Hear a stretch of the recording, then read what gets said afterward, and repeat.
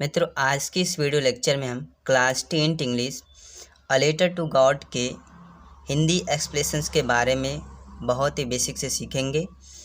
तो चैप्टर का नाम यहाँ पे दे दिया है a letter to God. A letter का मतलब होता है एक पत्र, टू गॉड का मतलब होता है ईश्वर के लिए। तो ईश्वर के लिए या भगवान के लिए एक पत्र, जिनके लेखक है जी.एल. फिंच। तो चैप्टर बहुत ही ज़्यादा आसान होने वाला है। तो चैप्टर यहाँ से स्टार्ट है। The house the only one in the entire valley. The house का मतलब होता है वह घर, द ओनली वन केवल एक, इनका मतलब में, द इंटायर का मतलब होता है संपूर्ण, वैली का मतलब घाटी।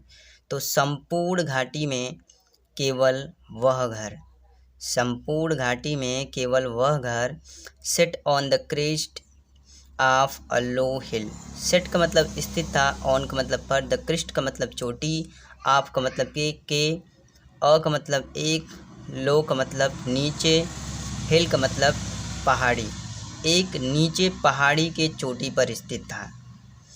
From this height one could see the river and the field of ripe corn dotted with the flowers and that always promised a good harvest.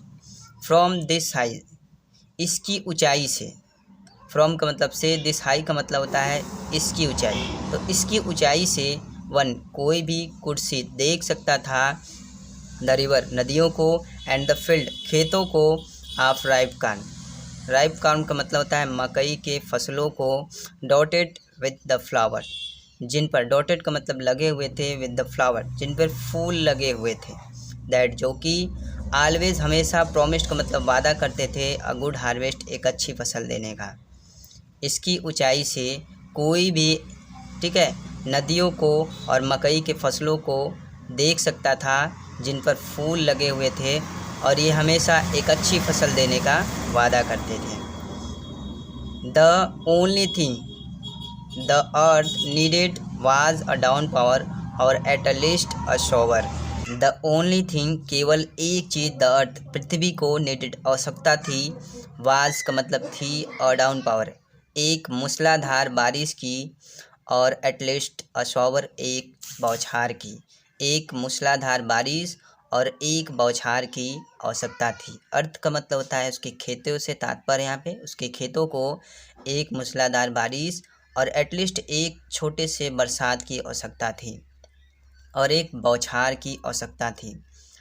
दो द मॉर्निंग, दो का मतलब होता है यद्यपि, द मॉर्निंग एक सुबह, एक सुबह, यद्यपि, लेंचो हु का मतलब जो, ने का मतलब जानता था, हिज फील्ड्स अपने खेतों को, इंटाइमली का मतलब होता है पूरी तरह से, जो कि अपने खेतों को निश्चित रूप से जानता था, had done nothing, had done nothing कुछ भी नहीं किया, इल्स का मतलब सिवाय, बट लेकिन, सी द स्काई, सी का मतलब देखने के, द स्काई का मतलब आसमान को, लेकिन आसमान को देखने के सिवाय कुछ भी नहीं किया, टूवर्ड्स की ओर, द नॉर्थ इट्स उत्तर पूर्वी की ओर, आसमान की तरफ देखने के सिवाय कुछ भी नहीं किया। Now we are really going to get some water women, women का मतलब उसकी जो महिला, जो औरत होती है, उसके बाद क्या कहती है कि now we are really, now का मतलब अब, वी आर रियली हमें वास्तव में, गोइंग टू गेट प्राप्त होने जा रहा है, सम वाटर कुछ पानी, मतलब कुछ बौछार, कुछ वर्षा हमें अब वास्तव में प्राप्त होने जा रहा है। द वुमेन जो महिला थी, जो लेंचो की पत्नी थी, हु वाज अ प्रिपेयरिंग सपर, सपर का मतलब होता है रात्रि का भोजन।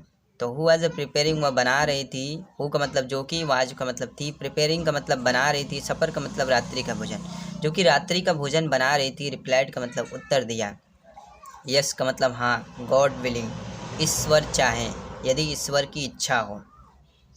The older boys were working in the field, the older का मतलब बड़े लड़के, वर्किंग का मतलब होता है काम कर रहे थे, इन द फील्ड का मतलब खेतों में, तो बड़े लड़के खेतों में काम कर रहे थे, विल जबकि, the smaller ones were playing near the house until the woman called to the them all. While जबकि, द स्मॉलर वन इज छोटे बच्चे, वर प्लेइंग खेल रहे थे, नियर का मतलब पास में, द हाउस घर के, जो कि घर के पास में खेल रहे थे, जबकि छोटे बच्चे घर के पास में खेल रहे थे, द ओमेन, ओमेन का मतलब जो महिला थी, कॉल्ड पुकारती नहीं, टू देम ऑल उन सभी को, जब तक कि महिला उन सभी को पुकारती नहीं तब तक वो खेतों में काम करते थे और जो छोटे बच्चे थे वो घर के पास में खेल रहे थे। कम फॉर डिनर, कम का मतलब आओ, फॉर डिनर का मतलब भोजन के लिए। जब तक कि वो कम फॉर डिनर नहीं बोलती थी तब तक वो अपना कार्य करते थे और छोटे बच्चे खेलते थे। It was during the meal, भोजन के समय, ठीक है, भोजन के दौरान। इट वॉज ड्यूरिंग का मतलब होता है दौरान, द मील का मतलब होता है भोजन, तो भोजन के दौरान। जस्ट तुरंत ही, एज जैसा कि लेंचो हैज प्रेडिकेटेड, लेंचो ने भविष्यवाणी की थी। बिग ड्रॉप्स, बिग का मतलब बड़ी, ड्रॉप्स का मतलब बूंदे, आफ्रेन बरसात की बड़ी बूंदे, बिगेन टू फॉल, बिगेन का मतलब शुरू हुई, टू फॉल का मतलब गिरना। इन द नॉर्थ ईस्ट, उत्तर पूर्वी में, हुग माउंटेन्स पहाड़ों की ओर से, ऑफ क्लाउड्स, आप का मतलब को, क्लाउड्स का मतलब होता है बादलों, बादलों को, कुड बी सीन देखा जा सकता था, अप्रोचिंग का मतलब आते हुए, तो उत्तर पूर्वी की ओर, पहाड़ों की ओर से, ठीक है, पहाड़ों की ओर से बादलों को आते हुए देखा जा सकता था।